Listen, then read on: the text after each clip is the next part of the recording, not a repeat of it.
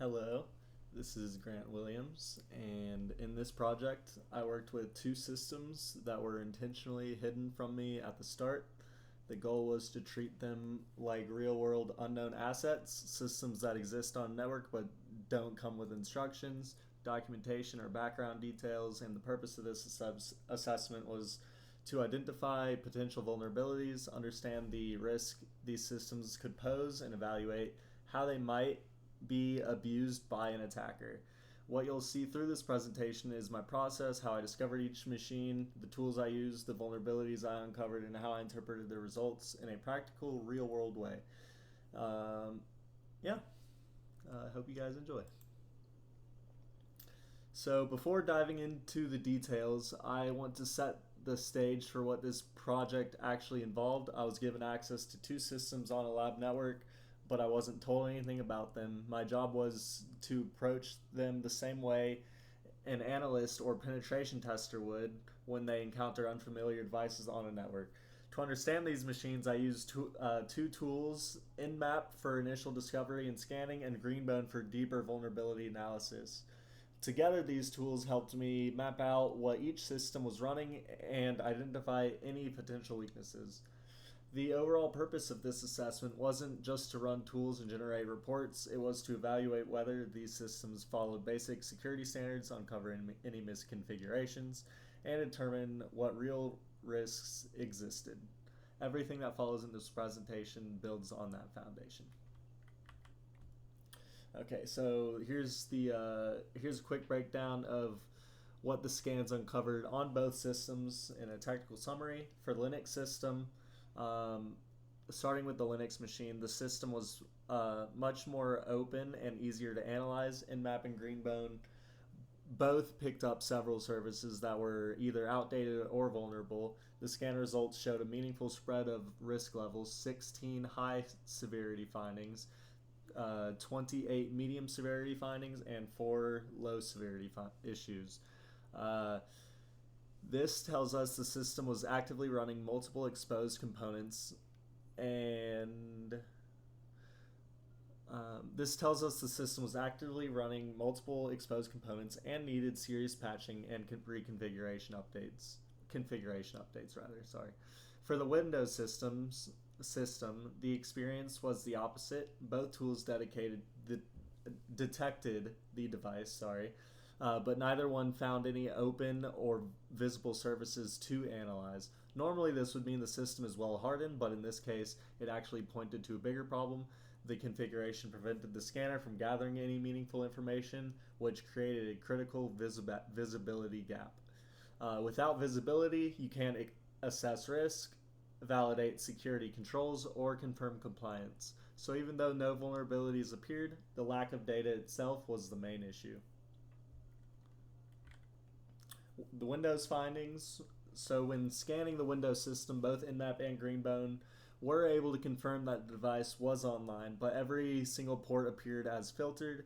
Uh, so, this usually means that a firewall or another security mechanism is blocking the probes before they can gather any meaningful information. The problem here isn't that the system has zero vulnerabilities.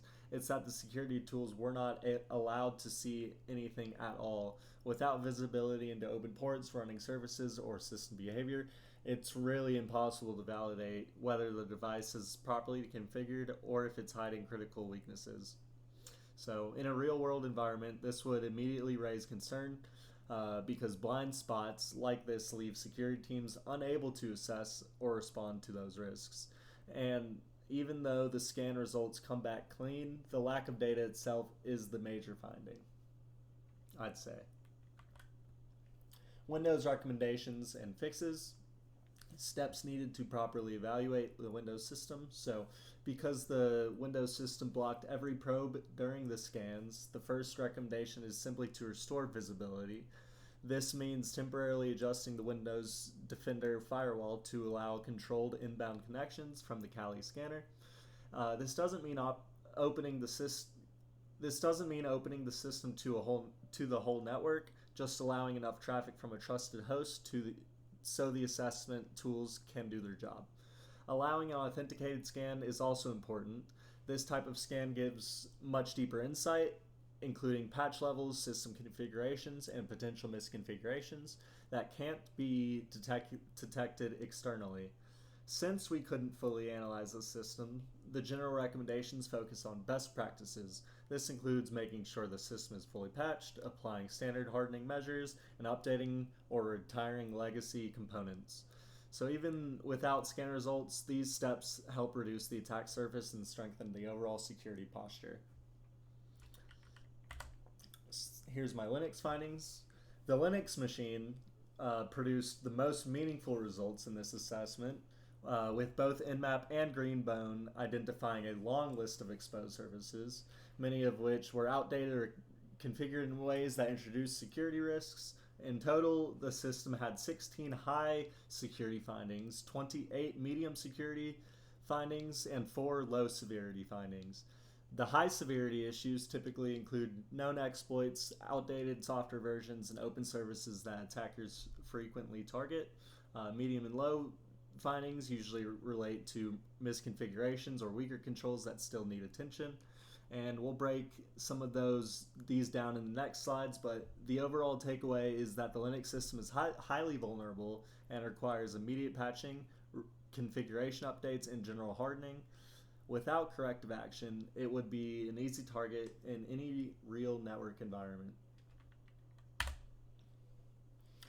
And this slide highlights the most critical vulnerabilities identified on the Linux system, and I want to break down what each one actually means in kind of practical terms.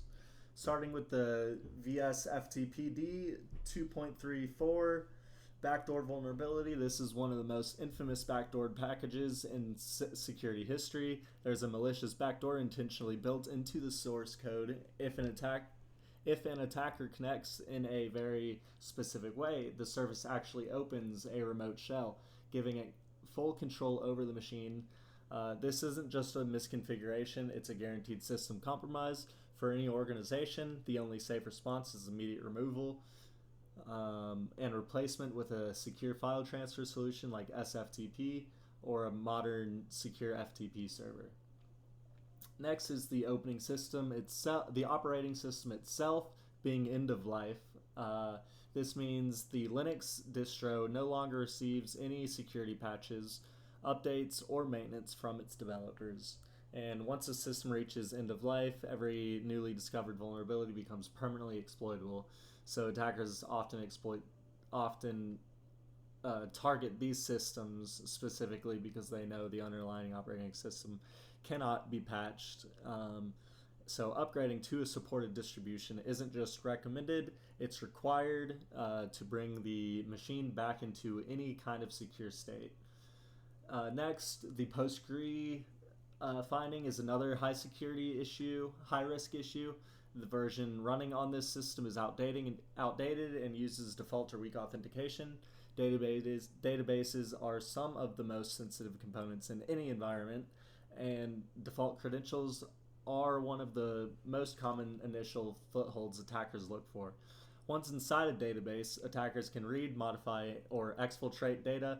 The safest path is to remove the outdated version entirely and install a modern supported version like PostgreSQL 18 with strong credentials and hardened settings. The next vulnerability involves distributed Ruby or dRuby. This service allows remote objects in Ruby to communicate with each other, but on this system it was running with no password protection, no encryption, and no authentication. This means that anyone who can reach the port can potentially execute arbitrary code. Remote code execution vulnerabilities are extremely dangerous because they allow complete system takeovers. Unless a system has a business critical need for DRB, disabling it entirely is the safest option. Finally, the distcc vulnerability highlights another remote code execution pathway. Distcc is a distributed compiler tool, but older configurations expose a port that lets outside machines send in commands directly. This vulnerability is so well known that it has been used in botnets and malicious malware campaigns in the past. If this tool isn't absolutely necessary, it should be removed. If it is required, it must be restricted to trusted hosts only. Putting all of these findings together, the Linux machine is not just outdated, it's actively dangerous to the network. Multiple remote code execution pathways, a backdoored FTP package, and an unsupported OS make it extremely easy for attackers to compromise. These steps must focus on removing vulnerable services, patching the system and updating the OS, and tightening overall configurations. Some of these were the other findings. This slide covers some of the additional vulnerabilities on the Linux system. And while these aren't as severe as major backdoors or RCE flaws discussed earlier, they still weaken the system significantly. We saw a possible ingress backdoor, ingress locked backdoor, which is unusual and often tied to unauthorized remote access, so it should be investigated immediately. And the Apache GhostCat issue also stood out since it allows attackers to access files or potentially execute code if Tomcat isn't patched. Anonymous FTP access and weak SSL/TLS configurations were also present, which exposed data and weakened encryption. Finally, outdated Samba versions introduced remote command execution risks, something commonly targeted in real attacks. So altogether, these findings show the system hasn't been maintained properly and needs updates, service cleanup, and a tighter configuration. And these are the sources that supported the findings in my assessment. They include official documentation from Apache, Ubuntu, CV records, OWASP, and several security databases that verify each vulnerability. I used these sources to confirm exploit details and severity levels and best practice